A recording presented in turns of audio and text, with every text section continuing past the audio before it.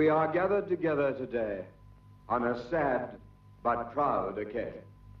Michael Wentworth was born here among us. He grew up among us. As a boy, we loved him. As a man, we respected him. And so we are met today to do honor to the memory of Michael Wentworth. The memory of a good man. Memory of Michael. Memory of Michael. Memory of Michael. Memory of Michael. Memory of Michael. Till death us do part.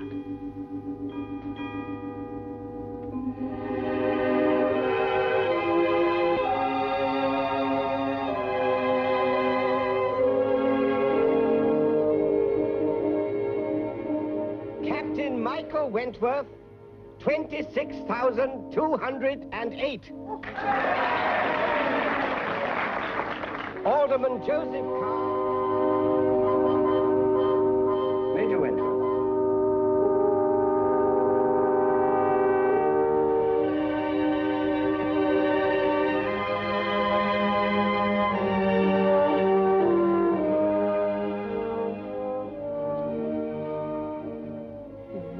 advise you we don't stop reading and come to bed.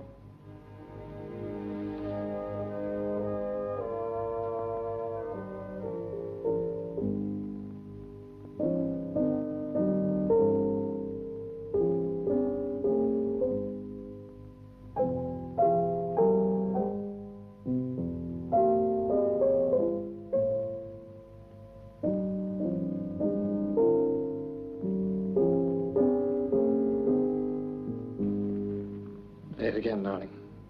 You always say that. I know, but I never get tired of it.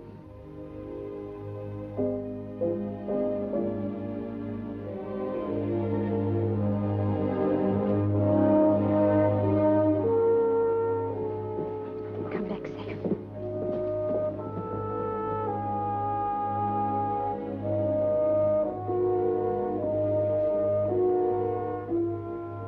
We shall always think with pride of him and of the men who died with him. They shall grow not old, as we that are left grow old. Age shall not weary them, nor the years condemn. At the going down of the sun, and in the morning, we will remember them.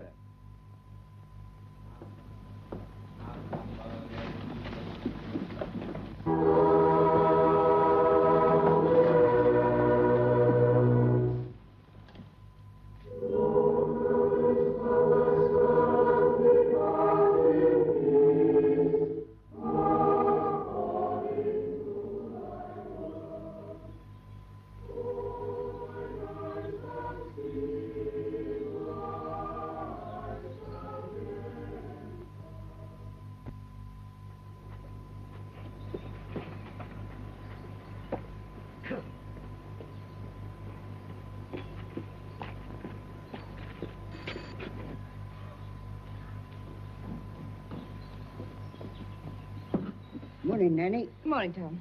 Well, they still come, don't they? Yes, they still come. A sad loss, that's what it is, a sad loss. Men like the Colonel don't grow on bushes every day, and that's a fact. No. Well, there you are. That's the lot. Do you know what I say? No? Nothing will ever be the same again after this war. That's what I say.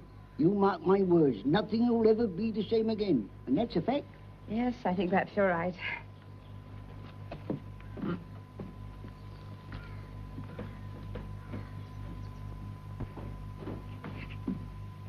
Here's the post, madam. Thank you, Nanny. No. Put them there, please, will you?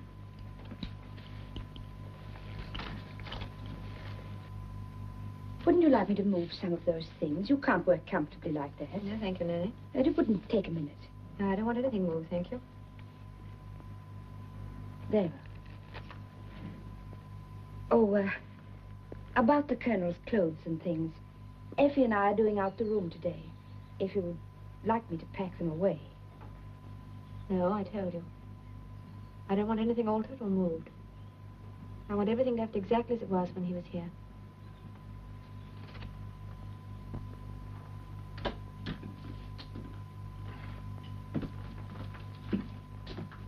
There you are.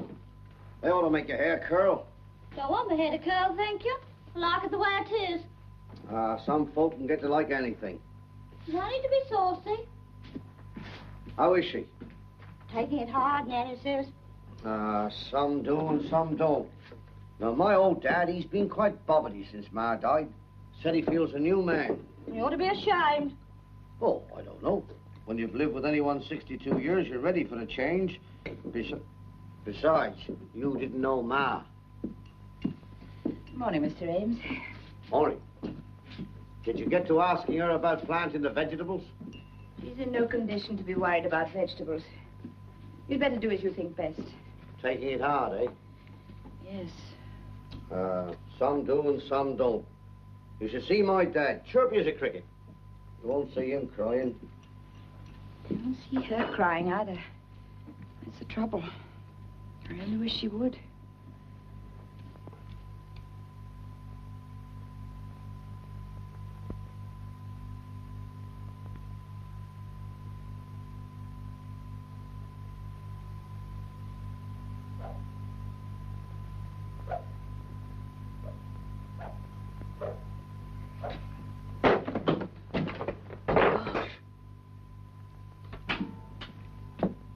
Robin, what are you doing? Oh, my goodness, the lamp. And your father's rod. I hope you haven't broken that too, have you? No. Well, put it away quickly before Mummy comes. I don't know what she'd say if she knew. If Daddy's dead, why shouldn't I have his rod? Robin, put that down at once. Remember that in future, none of your father's things are to be touched. But do as I say. Oh, I'll do it. I'm awfully sorry, Mummy. Darling, that's all right, but you will take care of Daddy's things in future, won't you? Oh, Miss Diana, I almost forgot. Mr. Llewellyn's waiting outside. Oh, good. He's going into Alcy in the car and wants to know if you'd like to go with him. Thank you, Daddy. I don't want to go out and I don't want to see anyone. Will you tell him? Very well.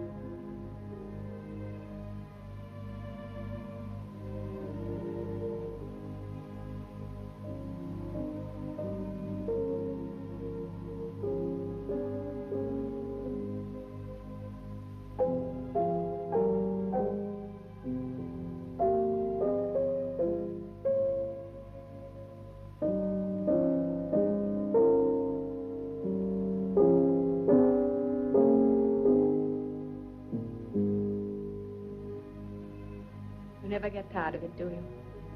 No, I'll play it again for you later on. Oh, Ames wanted to know today whether we should plant potatoes in the blue border. I said no. The amount of potatoes we could grow in one border wouldn't make enough difference to matter. I know how much you love it when it's in bloom. Robin's been fishing with Richard twice. Oh, Richard's so good with him. You'd think they were the same age, the way they go on. Oh, Robin wanted to use your rod today. I told him he wouldn't like that. Well, it looks as though they're going to call our Betty. Well, then Nanny and I will just have to manage the house by ourselves. It won't be so bad, really. I can do the beds. Mrs. Ames is coming in to help with the cleaning. Oh, darling. It's so good to have you back. I began to think you were never coming. The days seem so long when you're away. I grow so tired of waiting. It's all right now you're here.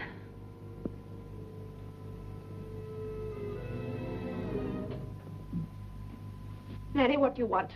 I thought I heard voices. Someone moving about. No.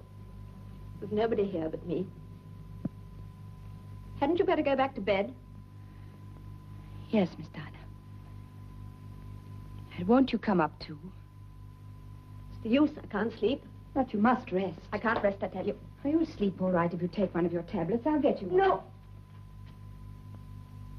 Why, Miss Diana, the bottle is empty. I know. But there were 7 or 8 in it on Monday. I happened to notice. What of it? What? Nothing. And go back to bed, Nanny, and leave me alone. Won't you please let Leave me me alone, I tell you. Leave me alone! That's just what I mustn't do. You know you've got to take hold of yourself or you'll be ill. I'm perfectly all right. You're not all right. I know it's a hard thing to say, but you've got to get used to the idea that the Colonel's dead. It's no good pretending. All the pretending in the world won't bring him back again. You've got to make up your mind to that and start a new life without him.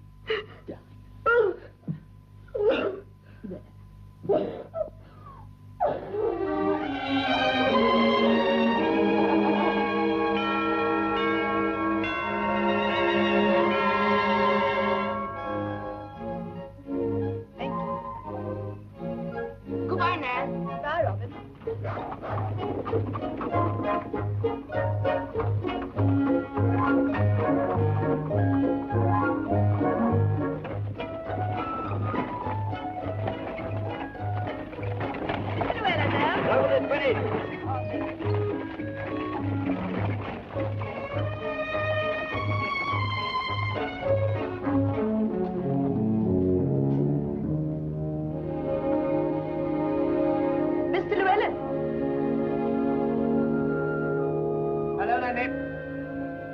Llewellyn, I had to come. You're the only one I can talk to. Is it Mrs. Wentworth? Yes, I'm frightened.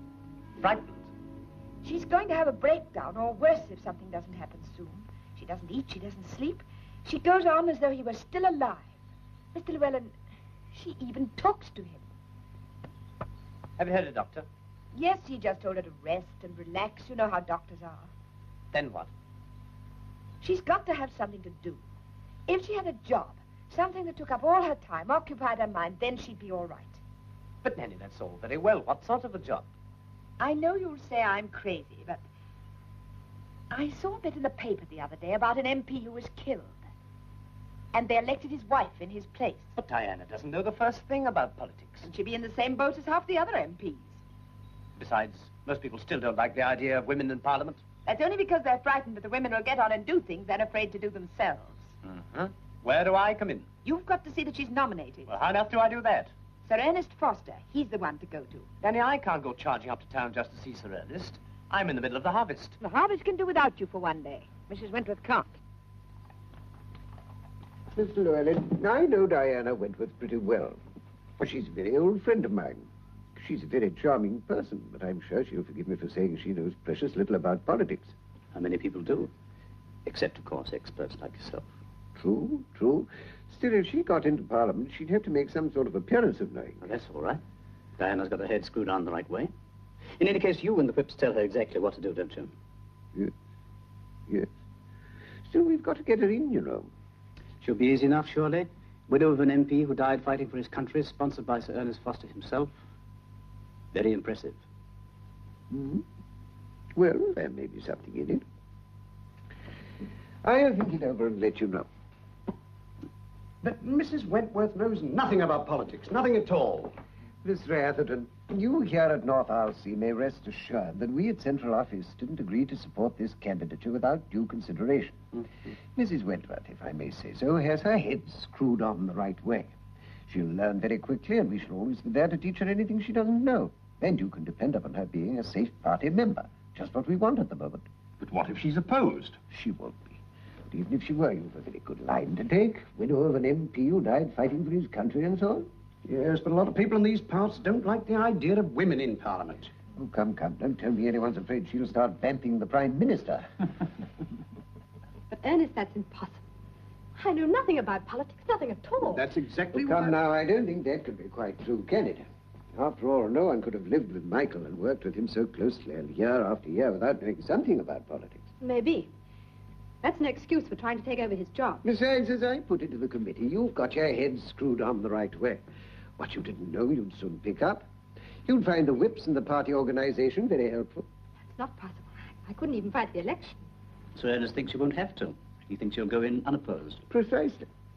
No, I couldn't do it. Diana, why ever not? Michael wouldn't like it.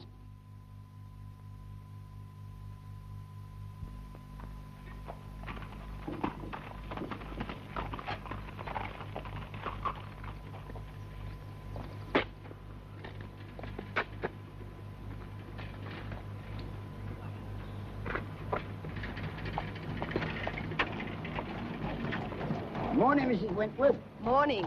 Anything for me? Yes, 2 ordinary ones and 5 of them there khaki things. No more forms to fill up. Do you know what they're saying down the village? No, what? They're saying that's how you mean to put up for Parliament and take the Colonel's place. Really? Yeah. Do you think that's a good idea? No, I do not. Oh, You know what I say? no? Once they let women go gadding around running the country, nothing will ever be the same again. That's what I say. And no offense to you, Mrs. Wentworth, but you mark my words. Nothing will ever be the same again. And that's a fact. Well, morning, Alice. Hello. I'm going to London on Monday. I want you to take me to catch the 11 o'clock. Yes, Mrs. Wentworth. I'll be up about 10:30. Fine. Heard from Harry lately? Yes. He's in North Africa. Probably browned off, too. Thinks I'm letting his precious garage go to rack and ruin. Well, that's the last thing he need worry about. Remember me to him when you write. Okay, thanks. That's right, you're putting up for Parliament in the Colonel's place. Well, they have asked me. Do you think it's a good idea? Well, I do and I don't. Do some of these stodgy old MPs good to have a few more women there. Ginger 'em up. But? Well, I think a woman would need to be awfully tough to make any impression on them. think you'd be too gentle with them. Right.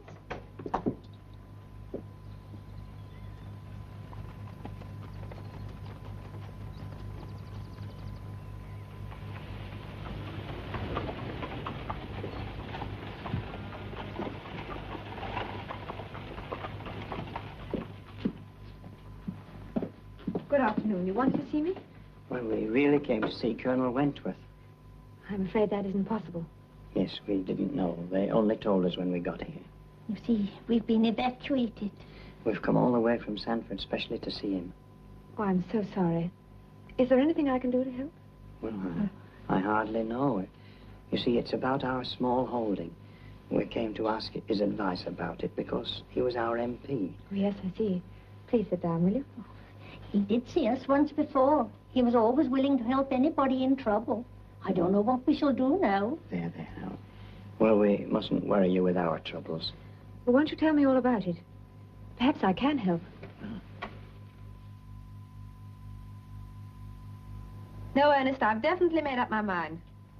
No doubts at all. All right, goodbye. Nanny, I've got some news for you. Really, Miss Dinah? I'm going to stand for Parliament in the Colonel's place. No. Well, you do surprise me, and no mistake.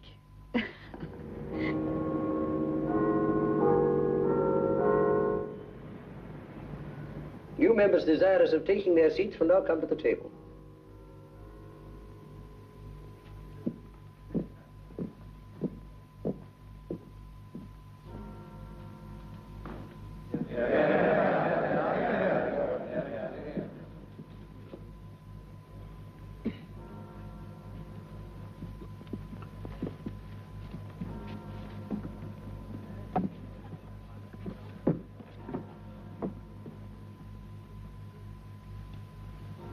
I, Diana Wentworth, do swear that I will be faithful and bear true allegiance to His Majesty King George, his heirs and successors, according to law. So help me God.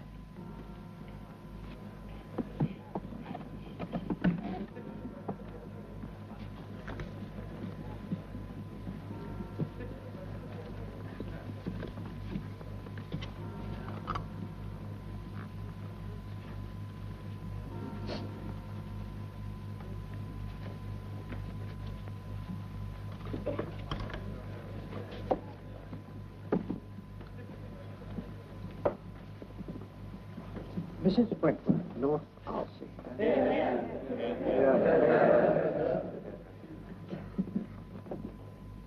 The clerk will now proceed to read the orders of the day.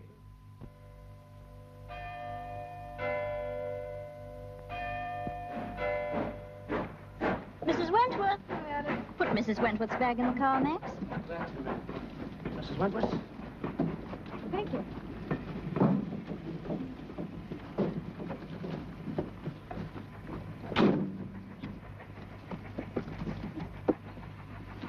I'll be around about 7. Okay, Max.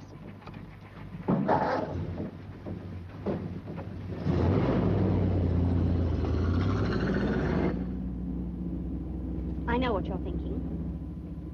I wasn't thinking anything, Alice. Then you're the only one in the whole village who isn't. Oh, dear, is it as bad as that? Worse. Look, Mrs. Wentworth, can I ask you something? Of course you can. Do you see anything wrong in me going to the pictures or having a drink at the local with a boy like Max? No, I don't think so. He's a decent chap. He's got a girl of his own back in Detroit, and there's nothing in it. Nothing. Well, you know what I mean. Did kiss me once, but I soon put a stop to that. Why? Well, it wouldn't do, would it? I don't know. I was asking you. Well, it wouldn't. It's always been Harry with me. I thought everyone knew that. Oh, if you listened to some of the spiteful old cats in this village, you wouldn't think so. Don't let them get you down. Oh, I won't. I wanted to marry Harry before he went out east, but he wanted to wait. Perhaps he was right, I don't know. I don't think Harry's got much to worry about. Not even if I do go out with a Yank occasionally? No, I don't think so. It isn't that I feel different about Harry at all. It's just that well, you work all day, and 3 nights a week I'm on duty at the warden's post. The others I just do the books and go to bed. And every now and then I get to thinking, if I don't get out for 5 minutes and talk to someone, I shall go mad. No girlfriends? Oh, yes.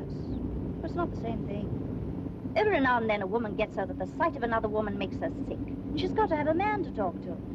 Besides, if Harry can't trust me, I don't want to marry him anyway. Don't worry, Harry's no fool. Oh, I wouldn't be so sure. Most men are, especially when they're away from home.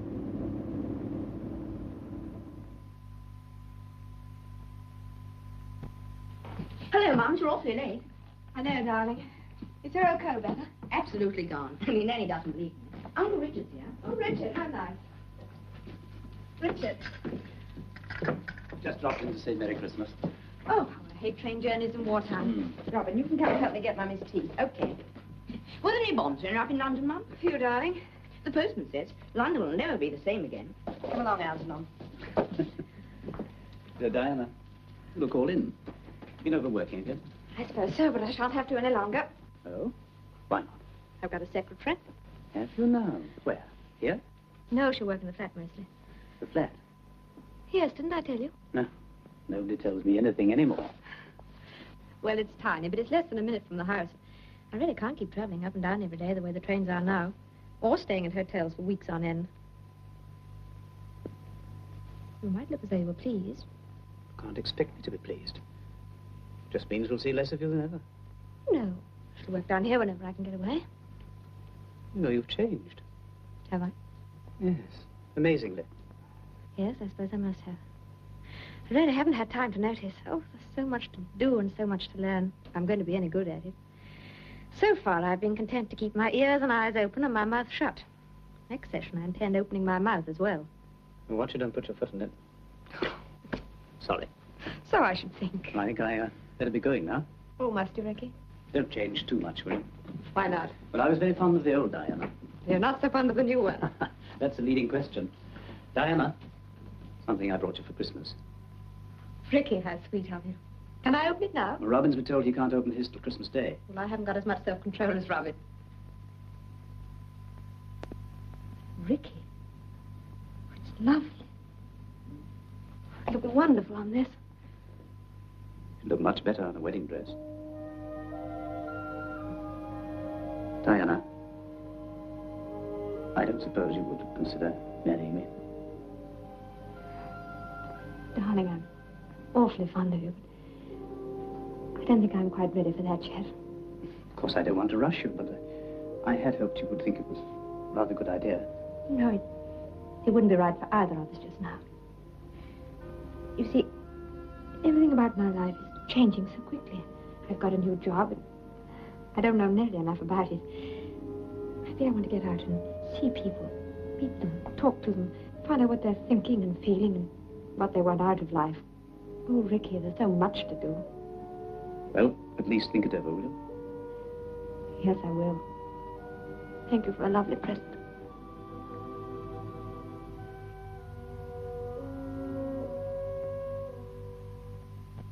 By the time I got there and back. Danny. There's a Sergeant Higgins to see you, madam. Higgins?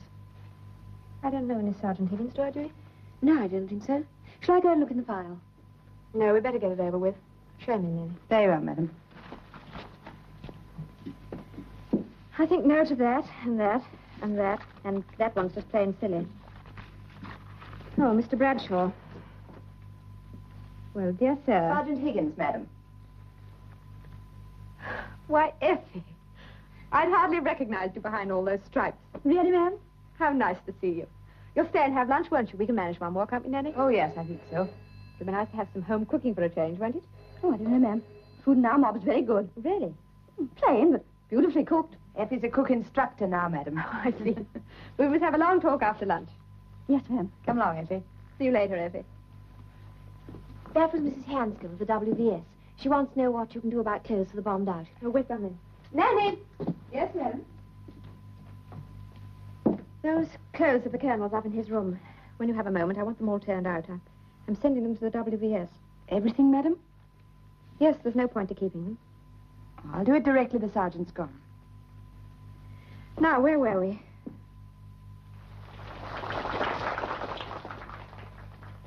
You all know the wrought iron gates at the bottom of the drive here. They're very beautiful and rather valuable. But if North Alsea produces a better result this year than last year, I'll give those gates to the salvage campaign. No woman woman worth her salt wants to be parted from her babies. But no woman with any sense wants to be saddled with them 24 hours a day. Now, if we can afford to spend thousands on car parks and car park attendants, surely we can afford a few hundreds for baby parks. They're identical to 1/10,000th part of an inch. Yet this one costs 20% less than this. You know why? Yes, here we go. Yes? This one was made by a woman.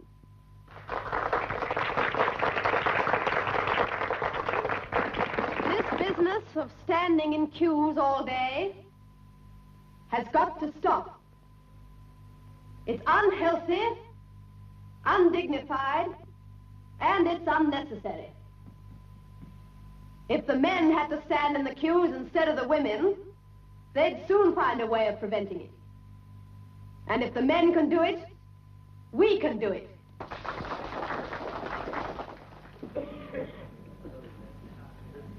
A provision of 5,000 nursery schools would accommodate 280,000 children. This is what I want to know. Diana, I want a word with you. Yes? We want you to speak for us in the debate on Wednesday. Oh, Is that all you've got to say about it? of course, I'm delighted. Will I be good enough? Well, we've been having plenty of practice lately. Besides, some of your speeches have been creating quite a stir. Have they? Quite a stir. By the way, you do know the party line on this, of course. I think so. Well, just so there shall be no mistake, there are only notes. You needn't use a word of them if you don't want to. They do make our point of view pretty clear. Well, good luck for your maiden speech. Thank you. You follow old Sir Cosmo, that should make him very ready to hear you. May I interrupt? Because I think this is rather persons and husbands and wives with no children in common. Mrs. Wentworth. Mr. Speaker, on this occasion when I address the House for the first time, I crave for my shortcomings that indulgence for which this House is justly famous. Most other members listening to me today will have passed through this same ordeal and will sympathize with me in my task. The government, in its wisdom, has placed before this House a bill which I think we can safely say, which I think we can all agree is comprehensive. That was the beginning of the speech I had intended to make today. I suddenly find I can't go on with it. Go on. I can't tell you why, except that I have a feeling that Mrs. Smith ought to be making this speech instead of me. You see, Mrs. Smith is the person who is vitally concerned with this bill. Few of us know her nearly well enough, and some of us scarcely at all. But as she is the one this bill is intended to help, it's up to us to find out whether it does measure up to her needs or not. I'd like to tell you what I know about her. Mrs. Smith isn't very interested in statistics because there are no statistics for human emotions or decency or ideals. In fact, if she were here, she'd probably just tell you quite simply that she's married and has 2 children. When the war started, her husband was called up. He's fighting now in the jungle in Burma. Her 2 children aren't with her either. When the Blitz started, they were evacuated to the country, so she's quite alone now. She doesn't like that very much. Then the government wanted her to work in an aircraft factory, so she got on with the job. She's working a 12-hour shift at the moment. She doesn't like it, but she's been told it's necessary, so she does it. When she came off her shift last night, she went home and did her housework, and when she'd done her housework, she put on her tin hat and went off for a night's fire watching. The previous night, a bomb blew in her windows, shook down her ceilings, and killed 4 of her neighbors. She was on time at the factory next morning. She writes to her husband every other day, and on alternate days, she writes to the children. Oh, and I forgot. In between whiles, she stands in queues for fish or oranges or traipses round the shops trying to find a pair of shoes for the children. Now, when Mrs. Smith has time to think, which isn't very often, she thinks of a happier, more pleasant world after the war. She wants quite a lot of things out of the post-war world. A decent home to live in, and in time for the day when Mr. Smith and her babies come back to join her, not 10 years later, mind you, but when they come back. She wants the best education in the world for her children. especially if she's not so sure they've been learning all they should while they've been evacuated. She wants a little money saved against her husband's return. And as long as she's doing a man's work, she doesn't see why she shouldn't have a man's pay packet at the end of the week. And that's not all. Mrs. Smith has earned the right to all these things and a great deal more. She's going to want an equal say in the government of this country. And what does Mr. Smith say about that? Order! Order, order! Maiden speech! On this occasion, he's prepared to let his wife have the last word.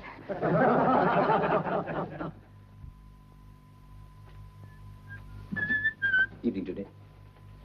Is she back? No. She said she'd phone about 6. I'm waiting for her call now. She's late. She's at a committee meeting. They're having fun, I gather. Yes, she's in the thick of the fray, I suppose. I shouldn't wonder. Well, that's very thoughtful of you. Here you go. Is that how you like it? Perfect. There she goes again. Yes.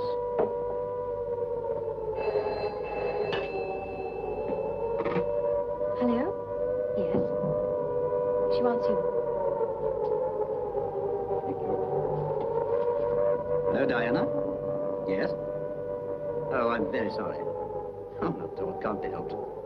I've got a committee that'll probably go on till about 11. Oh? That sounds ominous. What is it, a deputation of my constituents? Well, look, why don't you have dinner and call for me afterwards? 10:30? All right, goodbye. Bless you. Well, it seems the committee is sitting, so I'm stood up. Yes, committees always come first. Do I detect a note of bitterness? Certainly not. I'm just sorry your evening's been spoiled. That's all right. Soon get over it. You going now? Yes. I just finished. Well, you can see me safely off the premises.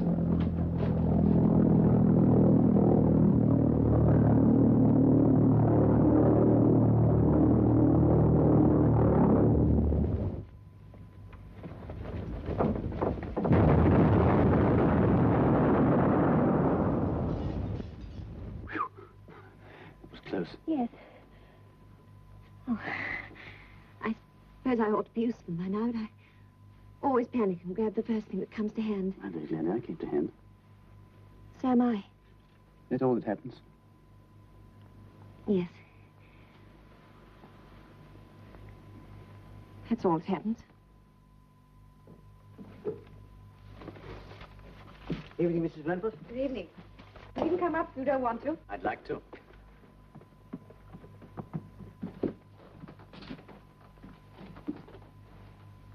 I get you a drink? No, thank you. Mind if I have one? Help yourself. Thank you.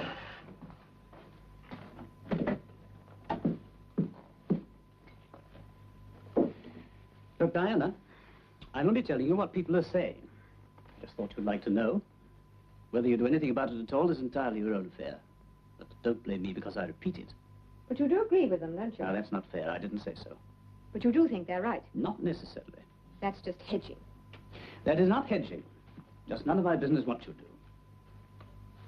I'm glad you realize that. No, don't worry. You've made it abundantly clear. Good night, Richard. Good night.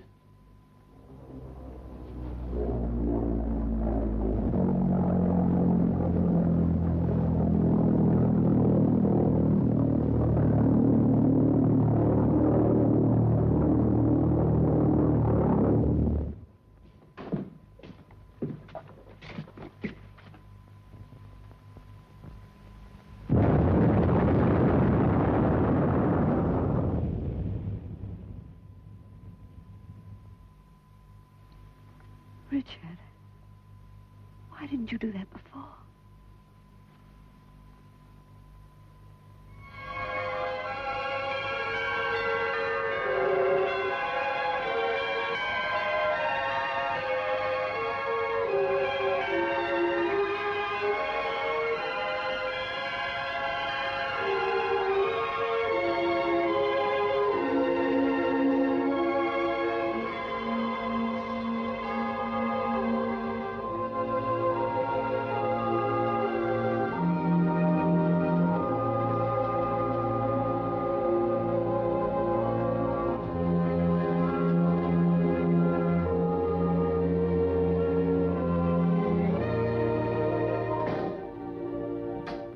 I've cut it fine as usual. Everything all right? Yes, I think so. Oh, I must get my breath. We better have a drink. Might as well finish the bottle. Next month's ration will be in by the time you get back. I need one. Well, let's have it. I booked the table at the 400. The hire car will pick you up there at 11. Thank you. Your dress has come. It's in the bedroom. Nanny has unpacked it. Mr. Llewellyn's sending your flowers. I happened to find out, so I didn't order you any. The people at the church have been warned to keep it all as private as possible. Mr. Llewellyn's got everything else. Special license, declaration, train tickets, and so on. Your luggage is gone except for the 2 small bags. Mr. Llewellyn's coming for those in a few minutes. And, I think that's all. Thank you, Judy, dear. I don't know how I should ever manage without you. You couldn't have taken more trouble if it had been your own wedding. It wasn't any trouble. I enjoyed doing it. You know, you look all in. All right, thank you. I'm afraid I've been working you too hard. The holiday will do you good. Yes. Holiday's all I need. It's high time you stopped talking. You came and changed. All right, Nan, I shan't be a second. Now, look, don't forget. Nobody's to know anything about this until we get back. Don't worry, nobody will. I hate to find a lot of pressmen waiting outside the church.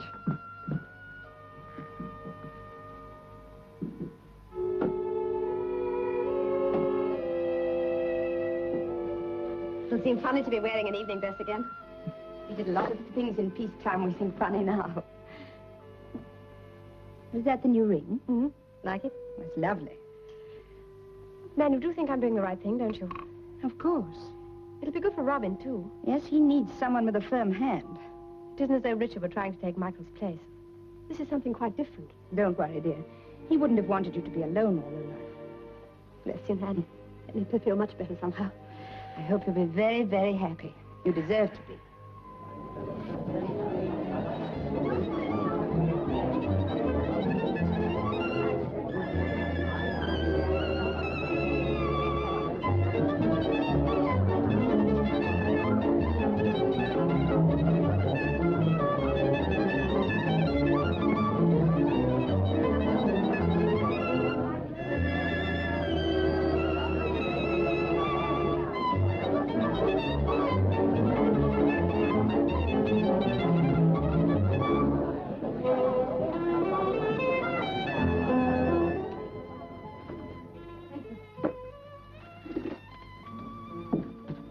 Hello.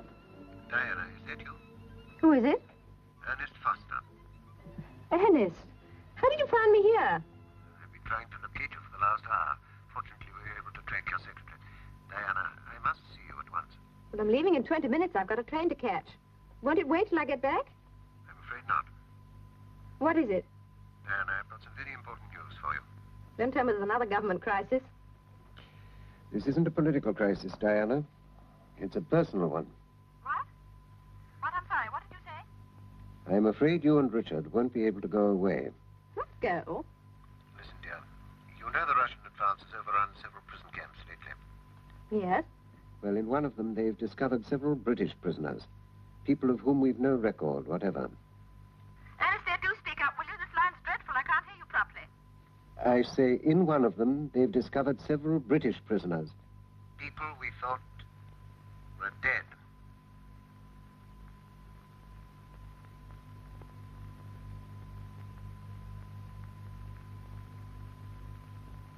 You mean? Yes, sir. Michael's one of them. I had a word with the department before I left. It seems the doctors wanted him to stay in hospital for a week or two, but Michael wouldn't have it. Insisted on coming to London. Ernest, there's nothing very much... Oh, nothing serious. Just complete exhaustion, malnutrition, nothing else. Nothing that rest and peace and quiet won't cure. But they say you ought to take it easy. You oughtn't to be worried by anything for a bit. It's all right. He won't be worried by anything.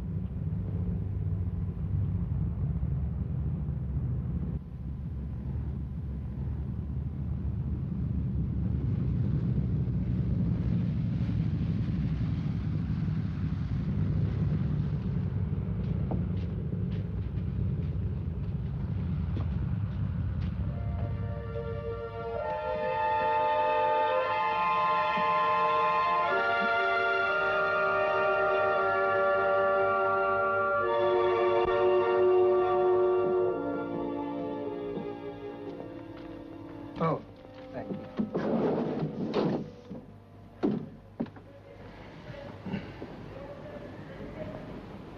Look, should we have these open, or would that be too much for you? No.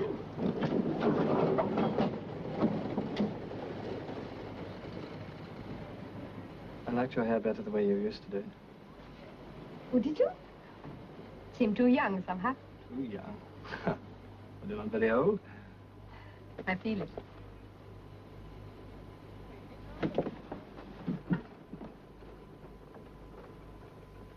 Never mind. Looks very nice the way it is.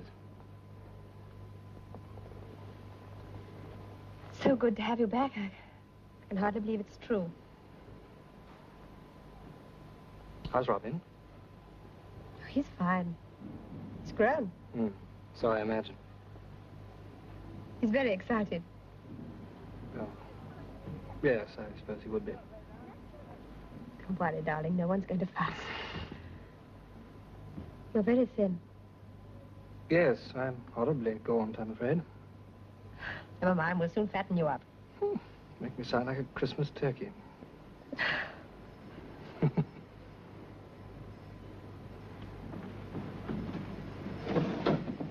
There's only another minute to go. Train gets in at 4 o'clock and the taxi's going to meet us at the station. Good.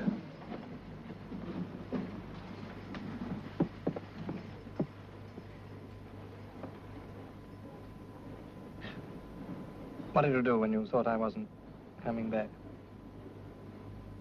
I tried to fit in my life as best I could. It wasn't easy.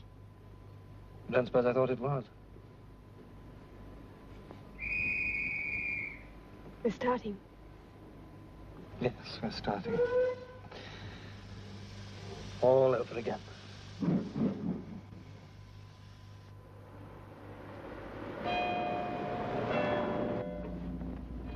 What's happened to Harry? Well, he was called up ages ago. Alice has been running the garage for him. Where is he? Italy. He's just been wounded. Alice? I didn't know that. I am so sorry. Is it anything bad? It's his legs, I think. I don't know any more than that. Do you want me to make some inquiries? Oh, if it wouldn't be too much trouble, but he'll write to me. I expect.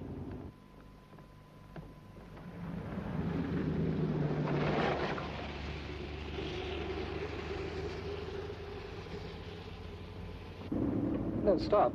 Stop the car. What's happened to the gates? Darling, the government. Salvage, you know. Sacrilege, you mean? Shall I go on, sir? No, no, wait here a minute. I think I'll walk up to the house. I'll meet you there. Don't tire yourself, will you? I just want to see what else the government has taken from me while I've been away.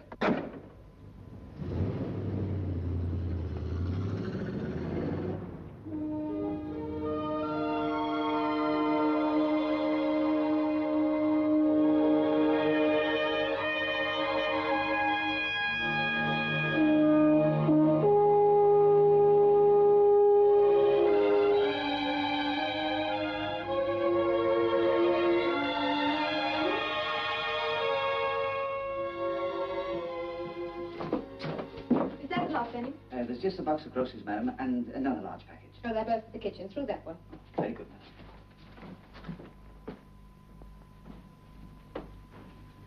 madam. Oh, Nanny. What a day. Where's Robin? He's over at the farm, I think. Is the Colonel? No, he left us at the gate. He wanted to walk up through the wood. I tried to persuade him not to. Did you tell Robin? Yes. I hated leaving it all to you, but what could I do? I had to tell him once before, remember? Yes. Bless you. Is the Colonel's room quite ready? Yes. You mustn't show you're worried about him. He's very thin and strained and tired. The doctors say he's suffering terribly from reaction. We'll take care of him. More than anything, he needs rest and quiet. He won't be worried from the village, I've seen to that. But those London papers, the telephone's been ringing every minute since the news got out. Miss Meredith got here just before lunch. She's coping with that. Oh, and Mr. Llewellyn was here this morning. He said if there was anything you wanted him for, anything special, he'd come over at once. But he wouldn't be coming otherwise. Thank you, Nanny. He didn't leave a note. No. Is this the one for the kitchen, madam? Oh, yes, Venning. Oh. Nanny, this is Venning, the Colonel's new servant. He joined us today. Good afternoon. Afternoon. That'll help a lot. I've got Mrs. Ames coming over every morning, and she's promised to come for an hour in the evening to help with the washing up. I suppose she will. Oh, I dare say Venning will help with the washing up, won't you, Venning? Oh, anything to oblige you, lady, madam.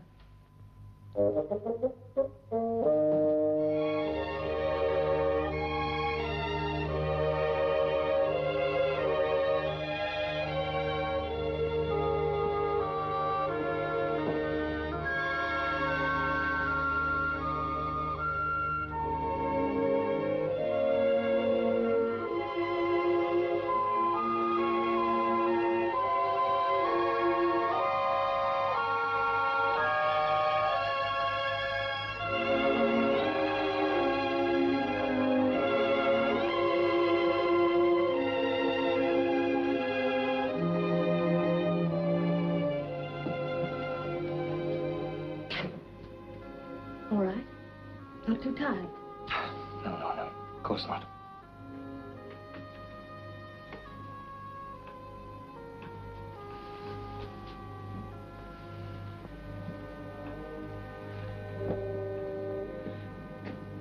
Where's the old cabinet gone? Oh, we had it moved upstairs. We thought it took up so much room. Oh. Altered the whole look of the place somehow. That table's been shifted, too. Oh, no. Has it? Hmm?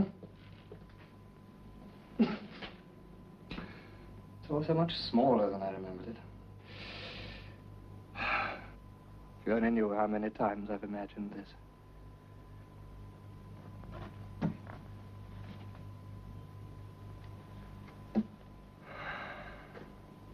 Well, that hasn't changed anyway.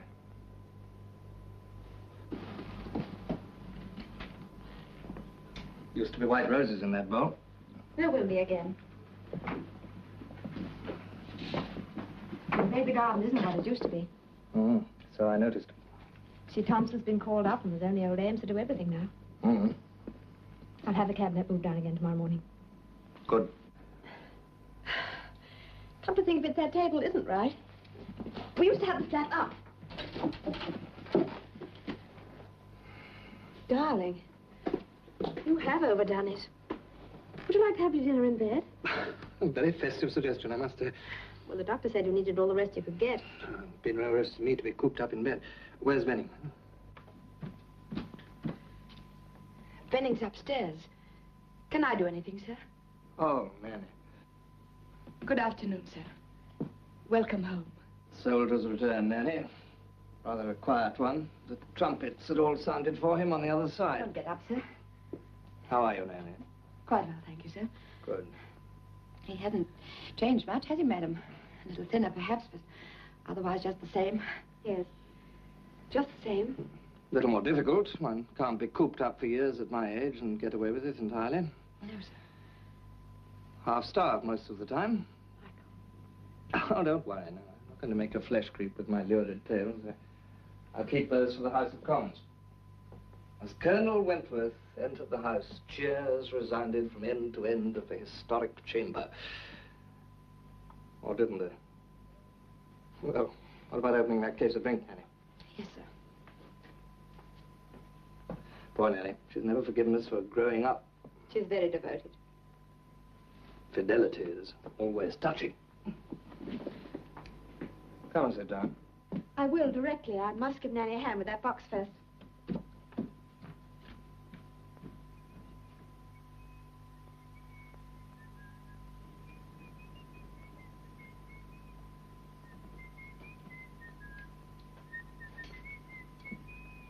What are you doing with my rod? I didn't know you were back. I never heard the car. Never mind about the rod. Let's have a look at you. I hope you're quite well. That's very considerate of you. I might be worse. And what of you? Oh, I'm all right, thanks.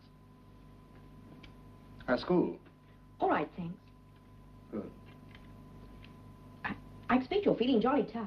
You'd like to rest. I think I'll just go and see what Mummy's doing. No, don't try to wait.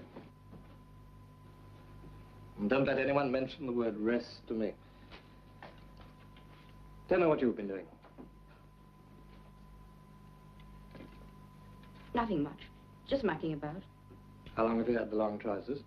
Since my birthday. I'm 13. Hmm. No grey hairs yet. The war news is very good, isn't it? We seem to be absolutely rushing ahead everywhere. Are we? What were the roses like this year? There aren't any anymore. They're cabbages now. There aren't any wrought iron gates either, are there? Mummy gave them for salvage. She made a speech about it. She did what? Oh, I forgot. I wasn't to speak about that. Why, was the speech such a rotten one? No, it was jolly good. You astound me. Does she often make speeches? Yes. No, I don't really know. What's the mystery? Nothing. I expect you saw an awful lot of chaps killed where you've been, didn't you? I saw a whole lot who would have been happier killed, but... Well, tell me about the speech. It's much more important. I don't know anymore. I think I'll just go and see what Mummy's doing. Well, Mummy's gone to see what Nanny's doing. I expect they're seeing about supper. It's made a lot of extra work, you see. You're coming home. I'm sorry.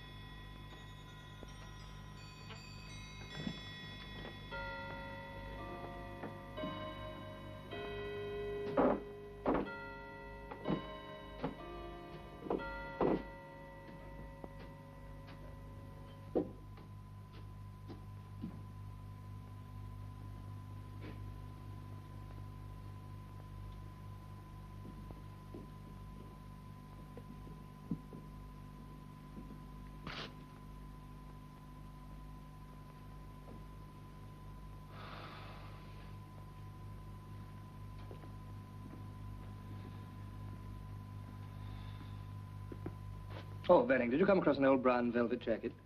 No, sir. In the cupboard? No, sir, there's nothing in the cupboard.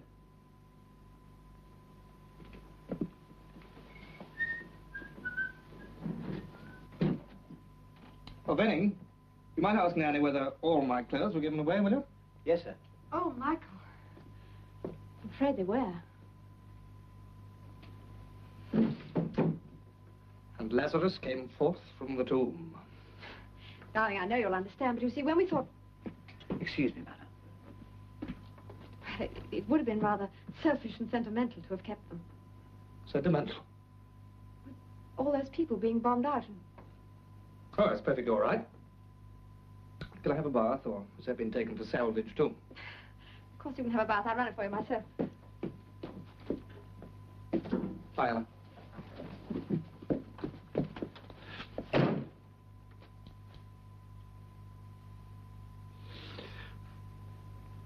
Come straight back.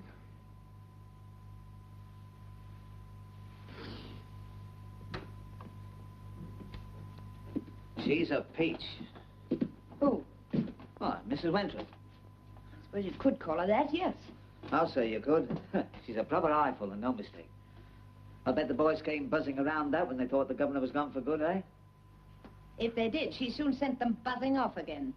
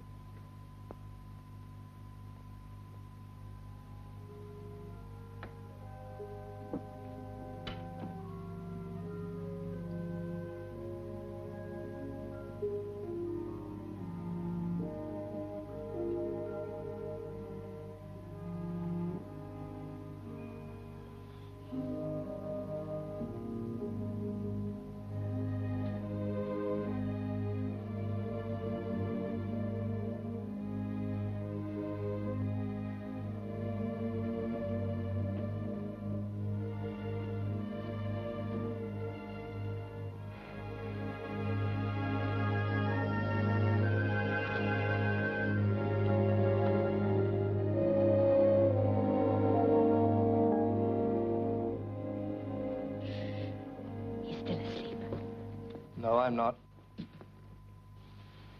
Oh, you look just as though you were fast asleep. I was thinking. We brought you up some breakfast. Ah. Nice light diet. When do we kill the fatted calf, Nanny? Well, I think we could manage you another egg. Venning will give you his. Oh, no nonsense. I wouldn't hear of it. Nanny, how long have I been asleep? About 14 or 15 hours. How did I come to fall asleep like that? You were worn out, sir. You fell asleep while Madam was running your bath. Well, that reminds me. Where is Madam? Gone to the farm, sir. Up bright and early she was. What on earth for? Well, you see, food is harder to come by than it was before you went away. She's gone to beg for a chicken. Beg for a chicken? Well, can't we pay for one? Well, nowadays, it isn't a matter of whether you can pay for a thing or not. It's a matter of whether you're a friend of the butcher's or not. And if you aren't, heaven help you.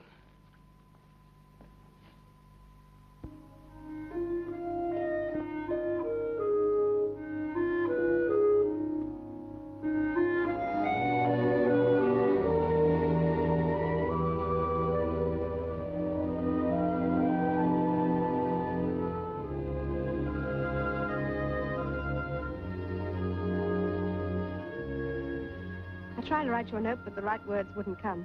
There was no need for a note. I'd have understood. I know you would. There's no good putting it off. We've got to talk about it eventually and decide what we're going to do. There's only one thing you can do. You must stay with him.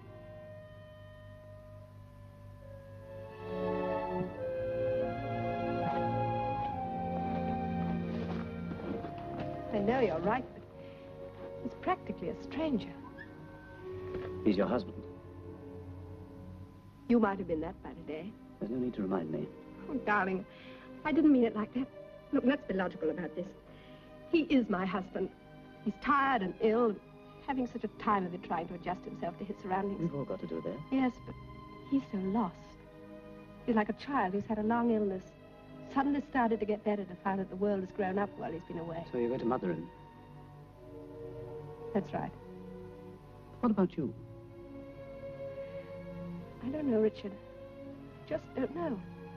Diana, you know I'll do anything you say. You know I love you. Yes. And him? I'm not sure. At the moment, I just feel sorry for him. That won't be quite enough, you'll find. And I know he needs me desperately. So do I. Oh, darling, I wish I knew what was the right thing to do.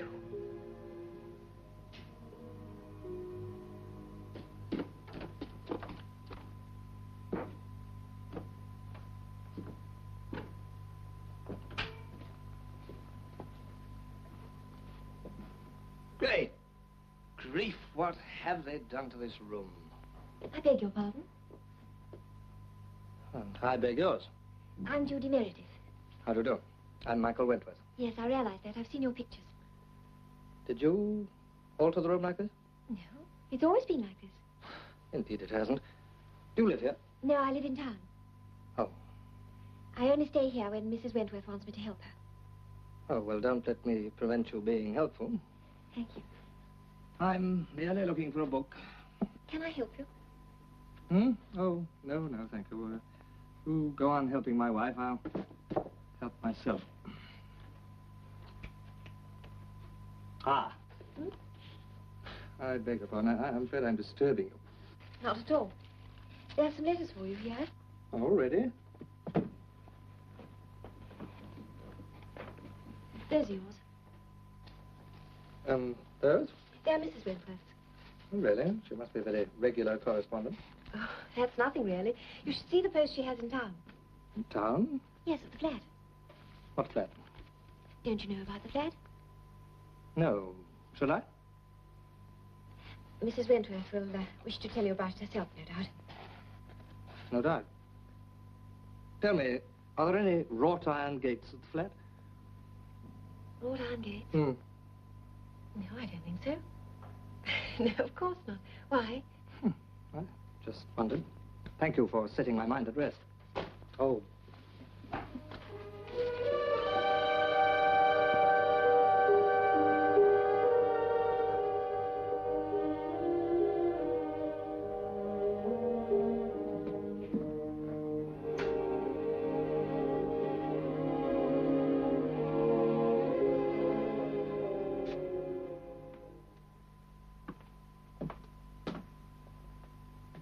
Diana, is this true?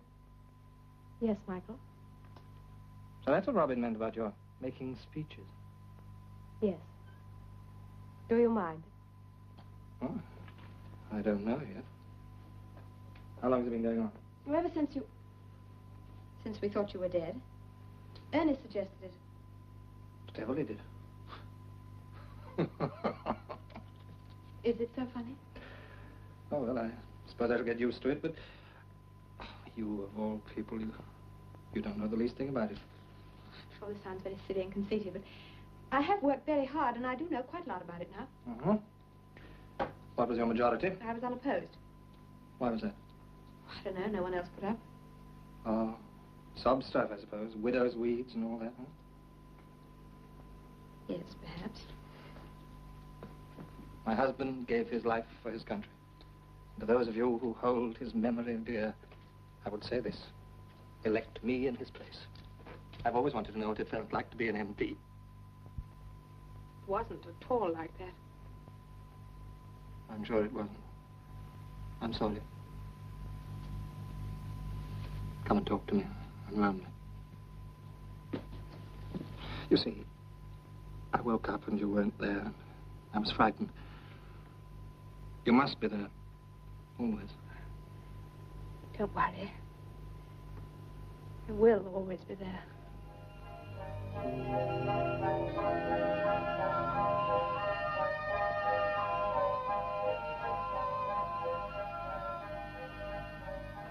Happy?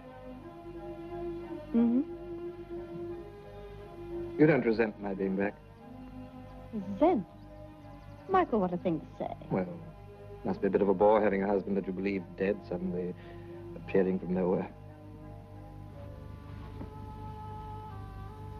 Michael, why couldn't you have let us know? Well, that's a long story. I'll tell you someday, not now. All right.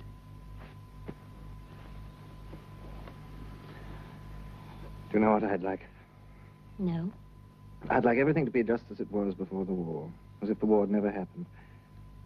I'd like to watch a cricket match on the village green and walk back home to tea through the woods. The postman says things will never be the same again. He's very mournful. Shall you mind very much? What? Giving everything up and being a wife again? Do you really want me to give everything up? Well, yes, I think so, don't you? I don't know, Michael. Why do you want me to give everything up? Because I want you back again. But you've got me. You'll still have me, whether I work or not. You mean I'll see you for 5 minutes as you flit from meeting to meeting? Oh, it isn't as bad as that. But it is. I don't want a wife who's forever making speeches and being Madam Chairman on committees. I want the wife I left behind. I'm not the only one either. There are thousands like me, millions. Fellows who in peacetime wanted nothing better than a pint of beer on the way home and pictures on Saturday night. They're coming back soon, you know. They want to come back to the life they knew and the woman they loved, not something different. But, darling, things are different. I've got a job now, an important job. The job happens to be mine. Michael, you mean you want it back again? Yes. Please.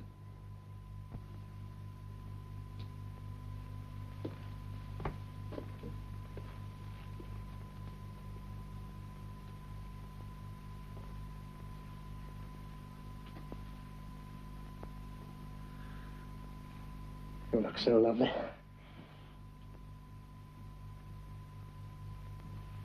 All right, don't worry. Don't want to be a nuisance. Michael, darling, I'm so sorry. There's nothing to be sorry about. You must just give me time to get used to your being here. Am I as much of a stranger as all that? No, of course. Yes, I think you are. It isn't easy to put the clock back 4 years. You think I don't realize that? It isn't easy for me either. Of course not. We're both in the same boat. Are we rowing in the same direction? Michael, it isn't that I don't love you. Isn't it? No. It's all the years between. The years between. Huh. They've got a lot to answer for, haven't they?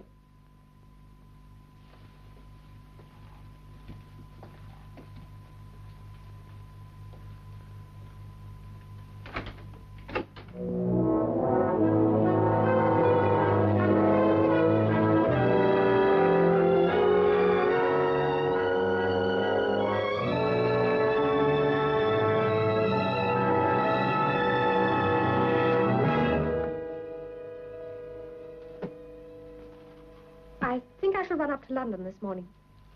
Up to the flat? Yes, I've got a lot of work I want to clear up, and I want time and peace to think. Maybe gone about 3 or 4 days. I see. That'll give you time to settle in down here and give us both time to think and adjust ourselves. Yes, by all means, let us adjust ourselves. Then maybe, when you're rested, you might like to come up to London and join me. Thank you. I think I shall stay here, then you can join me. Michael, won't you please try to understand? I might ask you that. All right.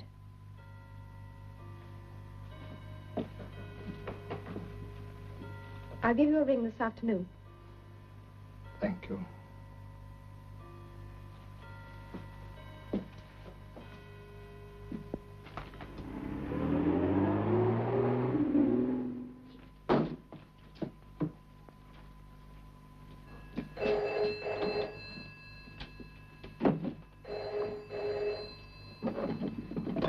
Hello?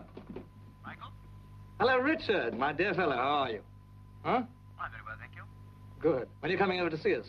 I'd like to. Tell you what, I'll give you a ring sometime. Look, Michael, your son has just fallen in our stream.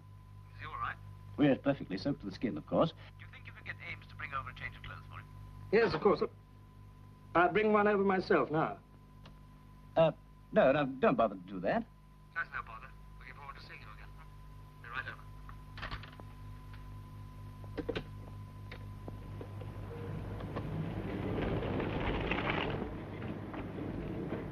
Richard.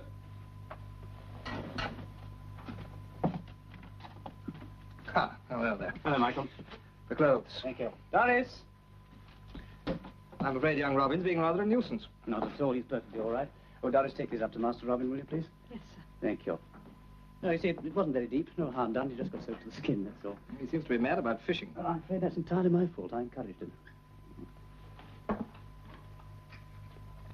Richard, Diana told me... She did? Yes, about you helping her with business matters, money and all that kind of thing. And, well, I'm very grateful. Oh, nothing at all. The least I could do. After all, I've been safe and snug here all the time you've been out there. No need to have an inferiority complex about it just because your game leg kept you here. Oh, you've done a grand job. Nothing compared with what you've been through. Michael, why didn't you let anyone know you were in that prison camp? Because I was there under a false name. If the Germans had known who I really was... Well, I don't suppose I should be here now. Why? I had some information they wanted rather badly. Surely, Michael, after 5 years. I wasn't in the prison camp more than half that time. What? And what on earth were you doing? I was working underground. Underground? Mm-hmm. They sent me out to organize the resistance movement. They wanted someone who knew the countries and languages. It was rather fun while it lasted. And the beauty of it was that Jerry never did discover who was at the back of it. Surely somebody must have known. No, only intelligence. They worked the whole thing out, even arranging for my plane to crash. You see, I had to be well and truly disposed of so that nobody could connect anything with me. So I disappeared in an official puff of smoke. You mean it was all planned from the start, before you left here? Intelligence arranged everything. You did it deliberately, knowing that the world would presume you dead. Yes? But surely you could have told Diana. My orders were to tell no one.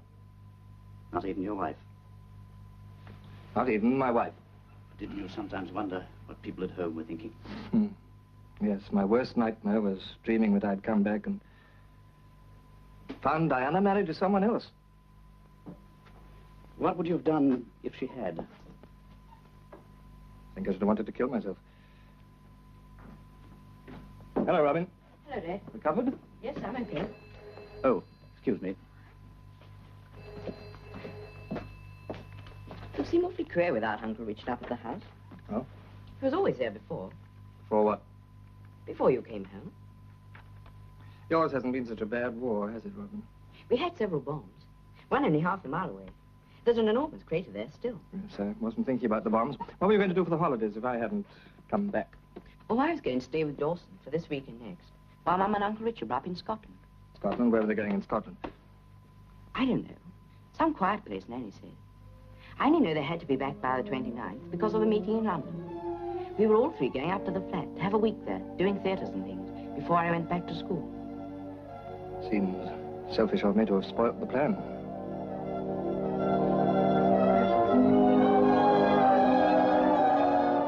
Bye, Richard. And thanks for everything. I'm coming, Robin?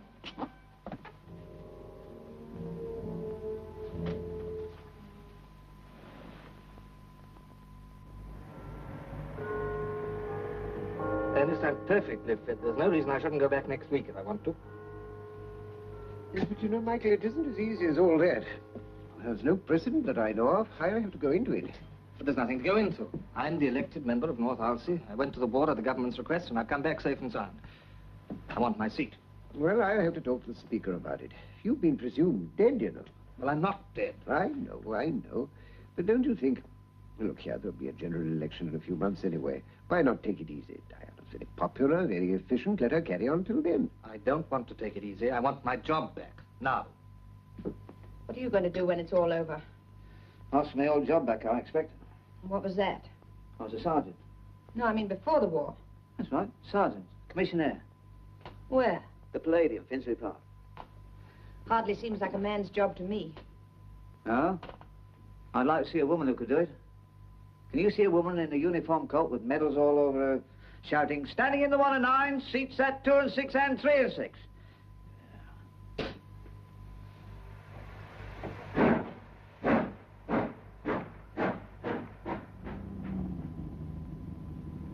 You feeling miserable too? No. Why, you? Mm-hmm. It's Harry. Now he's come back, he won't marry me. Why ever not? Oh, he's terribly shot about, you know. He's lost a leg and... Poor Harry. I'm so sorry. It was an awful shock to me at first, but I made up my mind it wasn't going to make any difference. I said, I don't care how he comes back. He's mine, and I'm going to marry him. I thought I could run the garage, and he could look after the books and the phone, all that sort of thing, and we'd manage a treat. Now he says no. But does he say why? Yes. He says no one's got the right to come back and find things just the same as when they went away. He says the man I got engaged to doesn't exist anymore. And he's not going to be beholden to anyone. What does he want to do then? Oh, they're training him as a telephone operator. He says he'll sell the garage to me if I like, or if not, he'll sell it anyway and give me half the proceeds. That's very generous. I don't want half the proceeds. I want Harry. Have you told him that? Yes, but he's so blasted pig-headed. Can't see anyone else's point of view. I wonder if you'd speak to him. I'll try. Oh, thanks a lot. You don't know how important it is to me. You know, it must be nice to be like you, to have your husband home and no troubles. Yes. Hello, Nan. Anyone home? The Colonel's out, and Robin, but Mr. Llewellyn's waiting in the drawing room. Mr. Llewellyn? Yes, he rang up. I told him you'd be home this evening. He's been waiting since 8 o'clock. Thank you, Nan.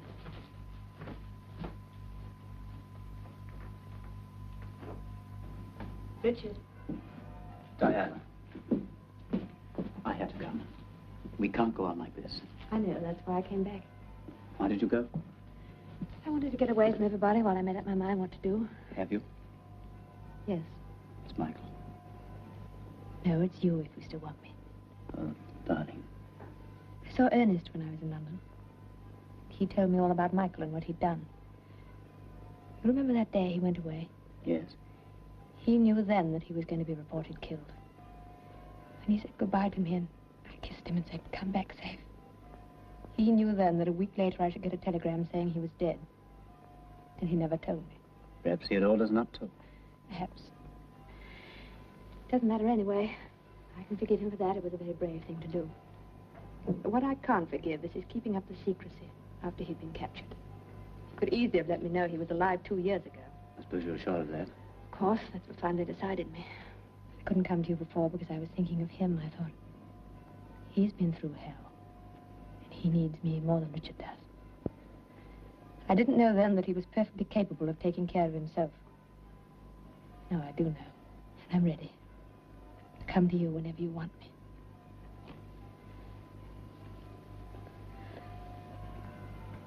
Richard, haven't you anything to say? Diana, it's no good. I've got to tell you. Wasn't like that at all. Well, what wasn't? What happened to Michael? He couldn't have told you before he went away because he'd strict orders not to tell anybody. Yes, but after he was captured. Had he let anyone know then, it would have given away the whole show. All the work he'd been doing underground might have cost the lives of dozens of men he'd been working with.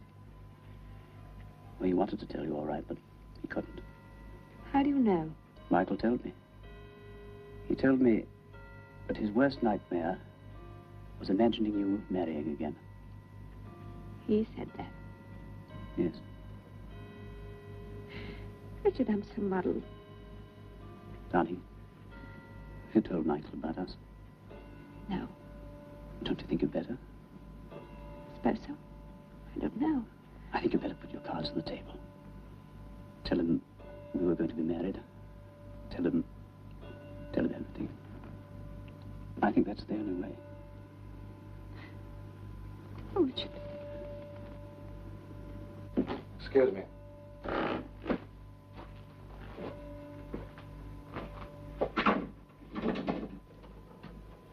Please don't go on my account. Perhaps I'd better go. No, I think you should hear the news. This may be an historic moment. Read by Stuart Hibbert. In accordance with arrangements between the three great powers, an official announcement will be broadcast by the Prime Minister at 3 o'clock tomorrow afternoon, Tuesday the 8th of May. So tomorrow will be treated as VE Day, and the whole day will be regarded as a holiday. The day after, Wednesday the 9th of May... Peace finds us ill-prepared.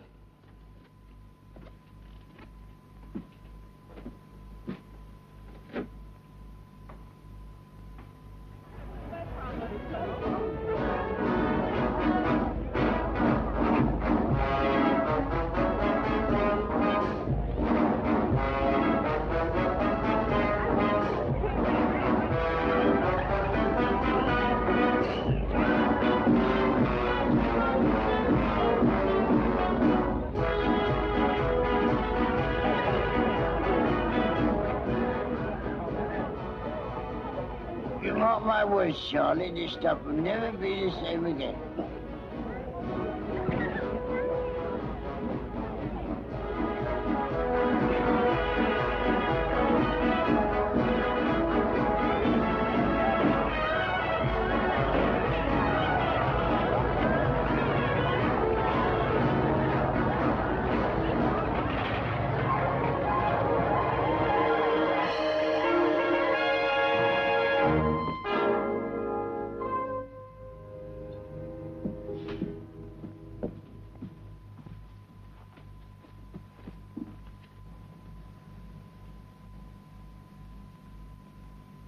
Michael. Yes. I've just had a letter from Ernest. He tells me you're claiming the seat. That's right. Why did you do that without telling me? Should I tell you everything? Do you tell me everything? You mean about Richard? I was going to tell you today. He wanted me to. Please don't bother. I'm not really interested. You should be. Why? I'm not the first man who's had his wife stolen from him while he's away at the wars. Huh? It's quite a common thing, they tell me. Michael, you know it isn't like that at all. I agreed to marry Richard when I thought you were dead. Had been dead for 3 years. If you'd come back just 1 week later, he and I would have been man and wife. We've neither of us anything to be ashamed of, and Richard's behaved wonderfully. He's agreed to go away and leave me to come back to you. I don't want anyone's charity.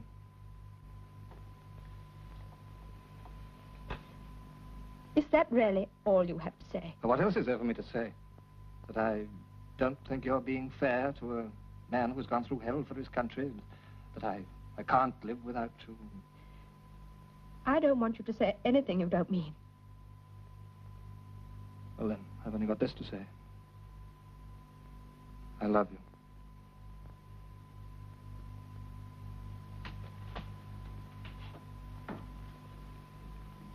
It's a pity you didn't think of that the day you said goodbye to me. I thought of nothing else. But you didn't love me enough to tell me what you were planning. I had to choose between my inclination and my duty. My orders were to tell nobody. Not even your prospective widow? Do you think it was easy? Do you think I didn't realize the risk I was taking? I knew perfectly well that if I was lucky enough to come back, I might find you married to someone else. I knew it was a gamble, but I thought somehow that I could gamble on you. Well, I gambled and lost. Don't let's hold inquest. We must go our own ways. Very well, Michael. If that's the way you want it. It is. I'll go up to the flat this afternoon. Richard can join me there. Oh, about the seat. Damn the seat. I've already applied for the Chiltern 100. I'll put up somewhere else again at the general election. You must do as you think best. Oh, Nanny, I'm leaving. I want you to pack all my things. I'll just take an overnight bag now and send for the rest of my things next week. Ask Benning to call for a taxi, will you? Do you mean you're leaving the Colonel? Is that what you're saying? Yes, ma'am. That's what I'm saying. Is this true, sir? It looks like it, doesn't it? But you can't do that. You can't either of you be so silly. Too late, Nan. It's done. What about Robin? Robin will stay with his father. Who's going to tell him? Oh, it's no use looking at me this time. Twice I've had to tell that boy his whole life's been changed around, and I'm not going to do it a third time, not for anyone. His father will tell him. Don't you want to tell him yourself? Not particularly. You say I'm an interfering old woman, but there's something else I want to say.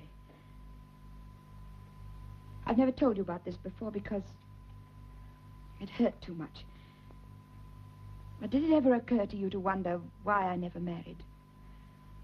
I was going to be, to a nice boy, but he was killed on the Somme in the last war. I didn't know, Nan. I'm sorry. You've no call to be sorry. There are hundreds like me in this war as well as the last. Women whose men won't come back to them. But there are thousands more like you. Women whose men will come back to them. Men they didn't ever expect to see again. Men they didn't very much want to see again. Nanny, that's not fair. Oh, I know it isn't all one-sided. There'll be thousands of men coming back who won't make allowances for what their wives have been through while they've been away. Men who'll expect to find nothing changed, even though they've changed themselves. But that's not the point. It's this. Somebody's got to start a little give and take. You heard what the Prime Minister said the other day on the wireless. He said nations have got to collaborate and have faith in one another if there's ever going to be peace. But if people like you can't do it, how do you expect nations to? Have you got so big you can't be a wife to your husband anymore? And have you got so important you can't bear to see your wife doing something just as well as you did it? Do you mean to say you're both incapable of working together? Nanny, that's enough. Yes, it is. Quite enough. I've said my say and I can't do any more. There's peace in the world again. It's starting today. But if you two are any sample of what's going to happen, then we might as well have the war again right away. Because we've lost the peace. Lost it before it's ever started. I won't have anything to do with it, do you hear? I won't have anything to do with it.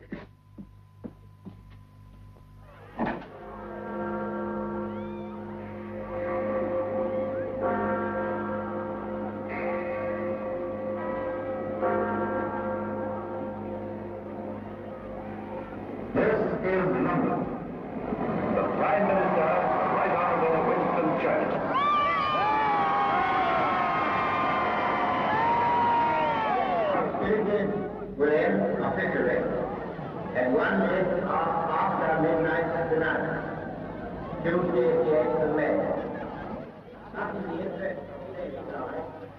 The police trial began yesterday. And our dear Caroline. There's peace in the world again. It's starting today. But if you two are any sample of what's going to happen, then we might as well have the war again right away. Because we've lost the peace. Lost it before it's ever started. Judy, give me some notepaper. Judy, notepaper.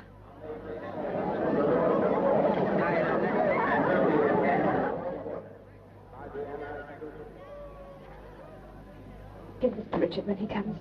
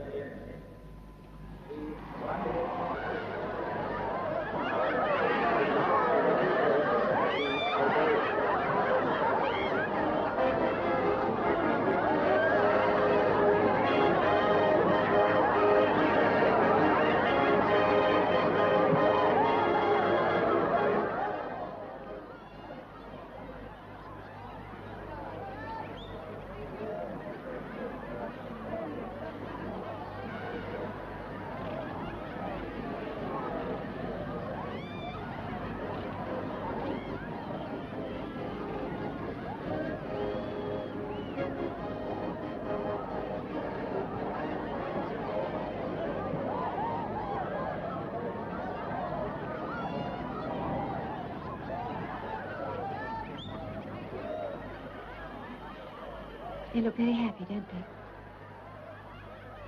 they? Yes. It's probably because they don't know what's ahead of them. But everything's going to be all right now, isn't it? You really think so, don't you? Yes, I do. Don't you? I wonder.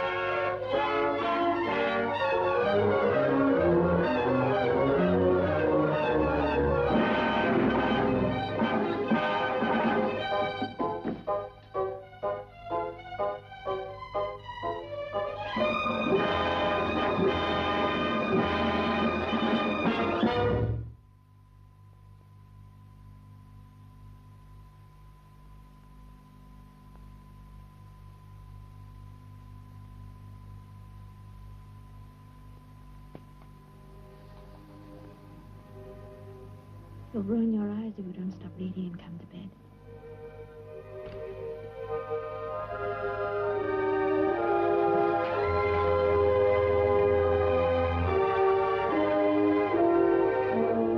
Colonel Wentworth.